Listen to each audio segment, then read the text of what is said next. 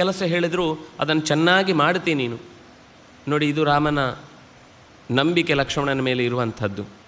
ಆಮೇಲೆ ರಾಮನ ಅಭಿಪ್ರಾಯ ಲಕ್ಷ್ಮಣನ ಬಗೆಗೆ ಸೂಕ್ತ ಕಾರಣ, ನೀನು ಹೇಳಿದ ಕೆಲಸವನ್ನು ಸರಿಯಾದ ರೀತಿಯಲ್ಲಿ ನಡೆಸೋನು. ನೀನು ಅಧರ್ಮಜ್ಞ ಅಲ್ಲ, ನೀನು ಧರ್ಮಜ್ಞ.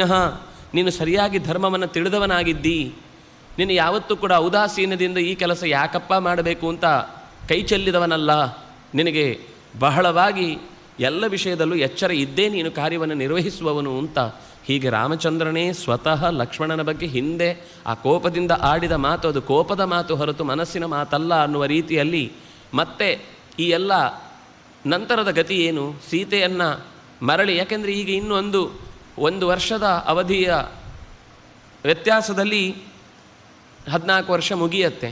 13ನೇ ವರ್ಷದ ಈ ಹೊತ್ತಿನಲ್ಲಿ ನಮಗೆ ಈ ದುಸ್ಥಿತಿ ಬಂದು ಇಷ್ಟು ದಿವಸ ಕಾಪಾಡಿಕೊಂಡ ಸೌಖ್ಯವನ್ನು ಕೊನೆಯ ಕಾಲಕ್ಕೆ ಇನ್ನೇನು ಫಲ ಬರುತ್ತೆ ಎನ್ನುವಾಗ ಮರ ಕಡಿದು ಬಿಡುವಂತಹ ದುಸ್ಥಿತಿ ಒದಗಿ ಬಂತಲ್ವಾ, ಏನು ಉತ್ತರ ಕೊಡಬೇಕು ಅಂತ ಯೋಚನೆ ಮಾಡ್ತಾ ಅನೇಕ ಉಪಾಯಗಳನ್ನು ಮುಂದೆ ನಾನು ಕಾಡಿನಲ್ಲೇ ಉಳಿಯುವುದಾದಾಗ ಅರಮನೆಯ ಪರಿಸ್ಥಿತಿಗೆ ಹೇಗೆಲ್ಲ ಒಗ್ಗಿಕೊಳ್ಳಬೇಕಾಗತ್ತೆ, ಎಲ್ಲರನ್ನು ಹೇಗೆ ಒಗ್ಗಿಸಬೇಕಾಗತ್ತೆ ಅನ್ನೋದನ್ನು ಯೋಚಿಸಿ ಹೇಳ್ತಾ ಇದ್ದಾನೆ.